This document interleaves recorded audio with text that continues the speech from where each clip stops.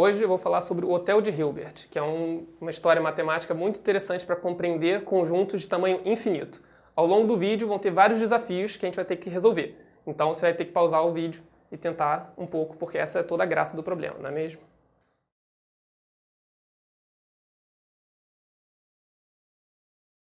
Hoje vou falar do Hotel de Hilbert, que é uma situação imaginada pelo Hilbert, um grande matemático alemão, e que serve para explicar conjuntos que têm cardinalidade infinita, ou seja, que têm infinitos elementos. No caso, é o conjunto dos números naturais, a cardinalidade enumerável, que a gente vai trabalhar hoje. Como o conjunto com infinitos elementos tem propriedades esquisitas, coisas interessantes vão acontecer aqui. E espero que essa historinha, comparando com o hotel, vai ajudar a gente a entender como tudo funciona.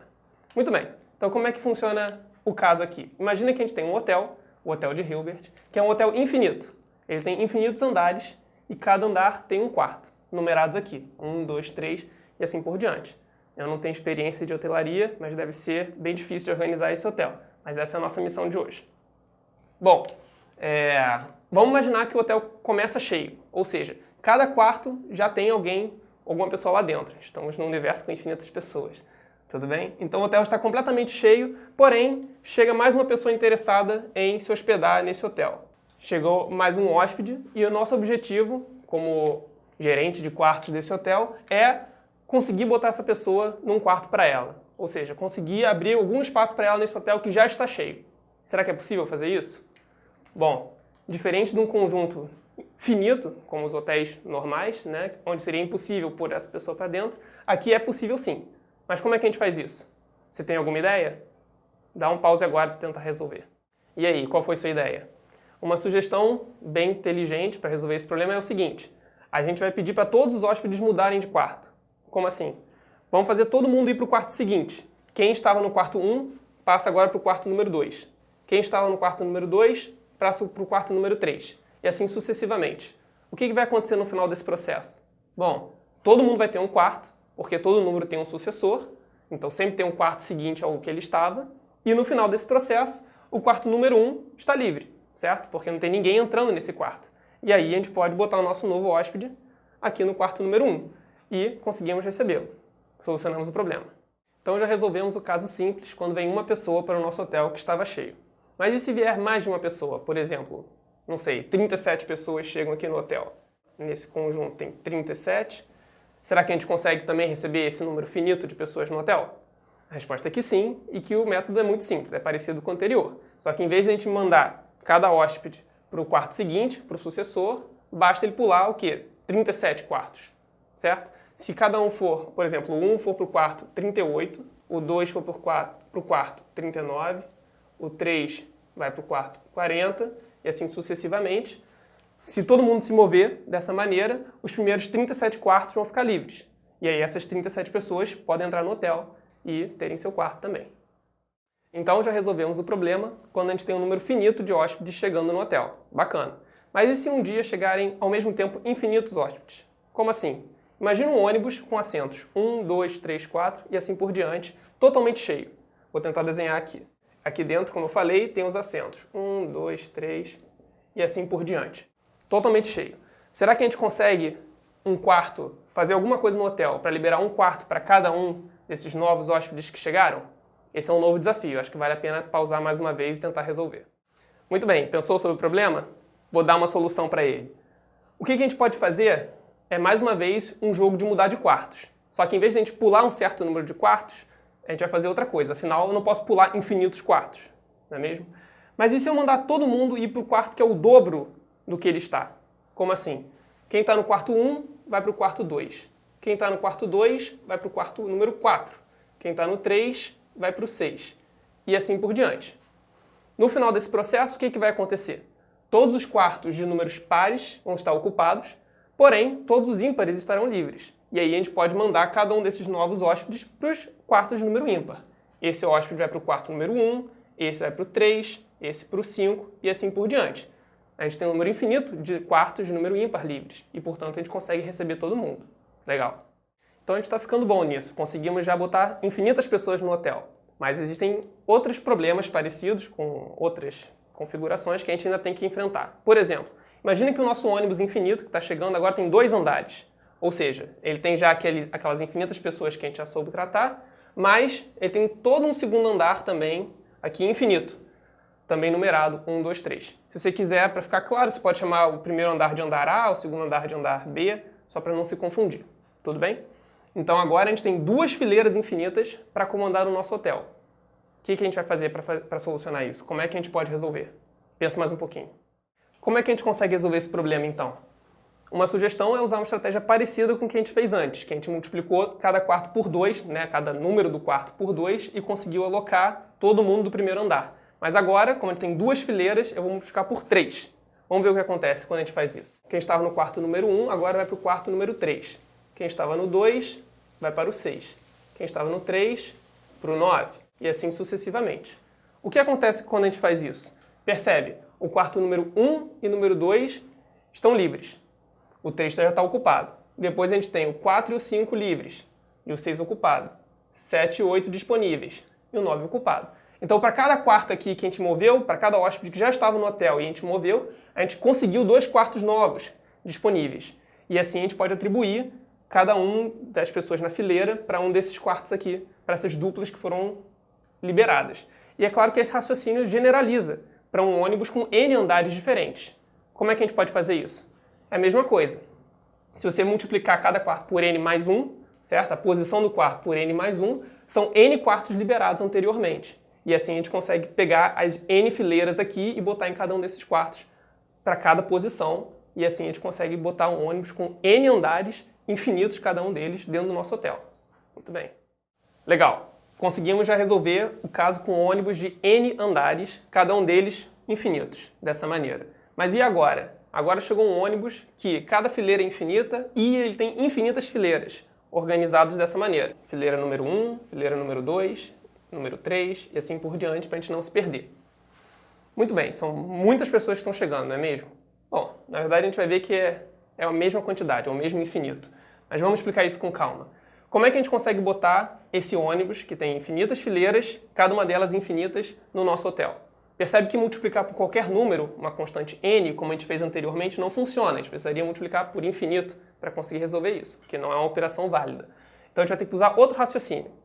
Curiosamente, com a construção que eu vou fazer, vocês vão ver que basta multiplicar por 2 também. Mas a gente vai precisar de uma nova ideia de como percorrer as fileiras do ônibus. Para esclarecer esse pensamento, para ficar mais fácil de compreender, vou desenhar aqui do lado um plano cartesiano que representa esse ônibus aqui. Como assim? Bom, vocês estão familiarizados com o plano cartesiano, certo? Tem o eixo x, o eixo y, e vocês podem ver a semelhança do ônibus com o plano cartesiano, no sentido de que cada passageiro tem duas coordenadas. A coordenada x dele, que é a posição dele na linha, e a coordenada y, que é em qual altura, qual linha do ônibus ele se encontra, certo? Então a gente pode marcar aqui os valores, 1, 2, 3, assim por diante no eixo x, mesma coisa no eixo y, 3, 4 e assim por diante. Agora, cada um desses pontos aqui representa um passageiro do ônibus. Faz sentido? Por exemplo, quem é esse passageiro aqui que eu acabei de desenhar? Esse. Ele é o passageiro que está na primeira posição da fileira 4 do ônibus. Tudo bem? E assim por diante. Beleza. Qual é a ideia agora? A ideia é a gente mostrar que a gente consegue contar esses pontos aqui. A gente consegue percorrê-los de uma maneira organizada, tá? Um atrás do outro. O que a gente estava fazendo antes, que não estava ajudando tanto a gente assim, era percorrer cada uma das linhas individualmente. Se a gente fizer isso aqui, a gente vai contar 1, 2, 3, 4 e assim por diante, mas a gente nunca vai sair da primeira linha, porque a gente tem que continuar para sempre até chegar na segunda. Então, em vez de contar na horizontal, eu vou começar a percorrer na diagonal. Segue o caminho que eu vou desenhar aqui. Começamos na primeira pessoa da primeira fileira, esse cara. E a gente vai percorrendo assim, organizadamente. Estão vendo? E assim por diante. A gente pode até escrever as fórmulas corretas desse percurso aqui para ser rigoroso, mas a ideia é que a gente está pegando todos os pontos. Todos os passageiros estão em alguma posição nesse trajeto. E a gente pode dar novos nomes para eles. A gente vai chamar esse cara aqui do passageiro número 1. Esse é o passageiro número 2. Esse é o passageiro número 3. 4, 5, 6 e assim por diante ao longo dessa linha. Então, de alguma maneira, com esse raciocínio, é como se a gente tivesse voltado ao caso inicial de um ônibus laranja, de uma serpente laranja, certo? Com infinitos passageiros. E aí a gente pode repetir aquela estratégia de botar todo mundo no quarto que é o dobro. multiplica todo mundo por 2. O 2 vai para o 4, o 3 vai para o 6, e assim por diante. Todos os pares estão ocupados, os ímpares a gente usa para a nossa serpente laranja aqui. E assim a gente conseguiu acomodar todo mundo no ônibus. Ainda bem legal. Então, acabamos de ver uma solução de como botar todos os passageiros desse ônibus, que é infinito, horizontalmente e verticalmente. Mas é sempre bom a gente ter outras soluções, outras alternativas para o mesmo problema, e isso complementa a nossa compreensão dele. Então, vou dar uma solução alternativa para essa mesma situação, desse ônibus infinito em 2 dimensões. Como é que a gente vai fazer isso? A gente vai usar um resultado muito interessante de teoria dos números, que são os números primos. A gente vai usar o fato de que existem infinitos números primos ao nosso favor. Esse fato, provavelmente você já conhece, conhecido desde a Grécia, muito tempo atrás, lá a Grécia Antiga, e vai ser o caminho para solucionar o problema. Como assim? A ideia é o seguinte: pega todos os hóspedes que já estão no hotel. A gente vai fazer eles mudarem de quarto, naturalmente, como a gente sempre tem feito. Mas a gente vai botar eles em qual quarto cada um? A gente vai usar as potências dos números primos. Primeiro, o menor primo, o número 2. Então, temos aqui o número 2 e a gente vai associar cada hóspede à potência de 2 de seu quarto. Como assim? O primeiro hóspede vai para o quarto 2 elevado a 1. Assim, o quarto número 2. O hóspede número 2 vai para o quarto 2 ao quadrado, que é 4. Vamos escrever aqui do lado para a gente não se perder. O hóspede número 3 vai para o 2 ao cubo, que é 8. E assim sucessivamente. Então, já temos aqui muitos quartos liberados e estão ocupados somente as potências de 2. Muito bem, como é que a gente segue? Agora a gente pega as fileiras do ônibus, uma de cada vez. Posso até renomeá-las. Em vez de usar o número 1, 2, 3 aqui, que era o nome das fileiras, eu vou dar para cada uma delas o nome de um número primo. Então aqui é o número 3, depois é o número 5, depois o 7, e assim por diante. É a sequência dos números primos, uma sequência infinita. Fato fundamental para resolver esse problema. E aí, agora, a primeira fileira, que é a fileira do 3, os passageiros vão para as potências de 3 correspondentes. Então, o número 1 dessa fileira vai para o 3 elevado a 1, vai para o quarto 3. O número 2 vai para o 3 ao quadrado, 9. O número 3 vai para o 3 ao cubo, que é 27. E assim por diante. Então, todas as potências de 3 agora do nosso hotel foram preenchidas. A gente vai continuar isso com as outras fileiras. Aqui são as potências de 5, as potências de 7. E a gente sabe também pelo teorema fundamental da aritmética que a decomposição de números naturais em potências de primos é única. E, portanto, não tem nenhum número que está sendo considerado 2 vezes. Percebe? Todo mundo no hotel está numa potência de 2. Nenhum outro número gerado aqui no ônibus vai ter um 2 como seu gerador. Não é divisível por 2. Todo mundo na primeira fileira do ônibus é divisível por 3 e por nenhum outro primo. E assim sucessivamente.